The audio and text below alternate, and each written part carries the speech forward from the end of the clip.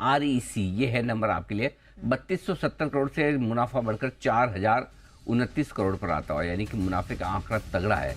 25% के आसपास की ग्रोथ आपको मुनाफे में देखने को मिल रही है। देखिए ना 3200 और नेट इंटरेस्ट इनकम भी आपकी बढ़कर आती हुई दिख रही है, तो दोनों ही आंकड़े मजबूत है।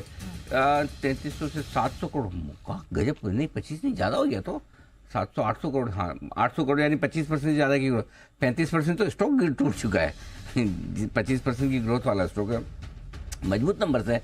4300 करोड़ के आसपास का नेट इंटरेस्ट इनकम का आंकड़ा 5133 करोड़ का है। अगर बाकी इंटरनल और ऑपरेशनल परफॉर्मेंस ठीक आई तो ये तो स्टॉक में नंबर्स अच्छे नजर आ रहे हैं, यहाँ मुझे बढ़िया नजर दिख रहे हैं, आते दिख रहे हैं। और PFC REC वैसे भी हाई बीटा स्टॉक है, और मैंने बताया भी, याद रखने का तरीका ये है कि होल्डिंग कंपनी कौन सी है, PFC मतलब पापा। हाँ, तो REC सब्सिडी कंपनी है, तो REC के नंबर बहुत मजबूत दिख रहे हैं मुझे पहली नज़र में, अच्छे नंबर्स आते हुए दिख रहे हैं। हम थोड़ी देर में नज़र डालेंगे कि किस तरह से आंकड़े आपको नज़र आते हैं मार्जिन्स के और बाकी भी, बट नंबर से नेट इंटरेस्ट इनकम और मुनाफा दोनों नंबर्स बहुत स्ट्रॉन्ग ग्रोथ आई है, इसमें कोई डाउट नहीं।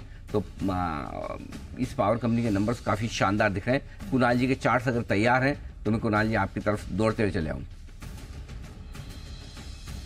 अनिल जी देखिए, एक परफेक्ट ब्लेंड यहाँ पे फंडामेंटल्स और टेक्निकल्स का देखने को मिल रहा है। तो जो आपने चार्ट्स अभी रिजल्ट्स को एनालाइज किया, चार्ट भी लगभग सेम इंडिकेशन दे रहे हैं।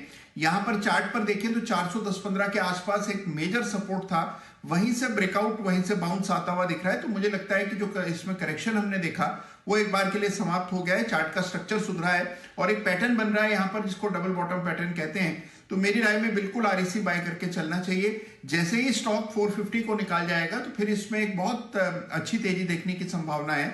और ये स्टॉक बहुत हाई बीटा है, जैसा आपने कहा, तो बाजार के बनिस्पत बेहतर प्रदर्शन देता है। 450 के ऊपर बढ़ चढ़कर खरीदें। फिलहाल जिनके पास पोजीशन है बिल्कुल होल्ड करके चलें और 434 रुपए पर एक स्टॉप लॉस रखें। ओके, कितना आप 450 के ऊपर और मजबूत कह रहे हैं कितना? जी जी जी जी ओके, 450 एक रेजिस्टेंस है, इमीडिएट रेजिस्टेंस। जी जी बोलिए बोलिए बोलिए। तो यानी कि 450 पार होते ही फिर इसको पंख लगने चाहिए, तो 450 के ऊपर मेरी खरीदारी कराए। ओके, और पिछले ये जो चार्ट आपके सामने आ रहा है, पिछले 5 मिनट का चार्ट है।